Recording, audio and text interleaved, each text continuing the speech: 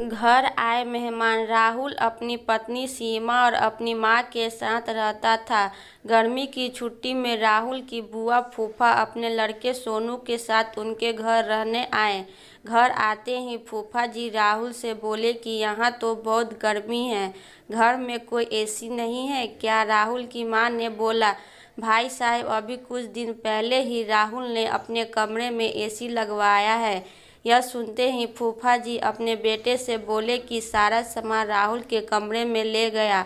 राहुल और उसकी पत्नी सीमा चुप रही, क्योंकि उनको सोचना कि कुछ दिनों की तो बात है। इस तरह बुआ फूफा जी को राहुल के घर रहते 1 महीना हो गया। राहुल ने अपनी माँ से पूछा कि बुआ जी कब जाने वाली है? हम कब तक ऐसे ही हॉल में सोकर अपना गुजारा करेंगे?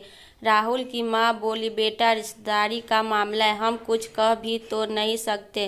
राहुल की पत्नी सीमा बोली, वो सब तो ठीक है, लेकिन उनका छोटा लड़का सोनू सारा दिन घर में उधम करता रहता है। कल तो उसने हमारा नया सोफा बुरी तरह फाड़ डाला। राहुल इस बात पर बहुत गुस्सा हुआ कि नया सोफा फाड़ दिया। वह अपनी पत्नी से बोला, तुम सोनू को ऐसे करने से रोकती क्यों नहीं? सीमा बोली, जब वो बुआ फूफा जी आए हैं कुछ खाने की डिमांड करते हैं, जिसे मेरा और माँ जी का सारा दिन तो रसोई में ही बीत जाता है। राहुल ने कहा कि मैं अभी जाकर फूफा जी से पूछता हूँ कि वो आखिर कब जाएंगे। राहुल ने बातों बात पर फूफा जी से कहा कि 1 महीना हो गया, आपके जॉब की छुट्टी तो खत्म हो गई होगी ना? फूफा जी बोले, राहुल मैंने जॉब तो कभी छोड़ दी, अब तो मैं बिजनेस करूँगा और अब मैं इस शहर में भी कुछ बिजनेस खोलने की सोच रहा हूँ। पहले इस शहर को अच्छे तरह से समझ लो, जिसे 2 से 3 महीने तो लग ही जाएंगे। यह सुनकर राहुल समझ गया कि फूफा जी अभी जाने वाले नहीं है। उसे यह बात अपनी पत्नी और माँ को बताई।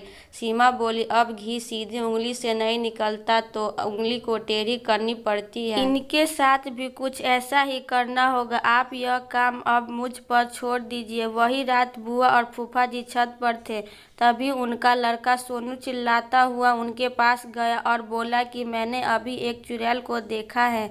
तभी एक चुड़ैल वहां आ गई और बुआ और फूफा जी को बोली कि तुम में से कौन पहले मेरा भोजन बनना चाहेगा? चुड़ैल को देखकर वह बहुत डर गए और उस घर से भाग गया। उनके जाने के बाद सीमा ने अपना चुड़ैल का मुकुट उतार दिया।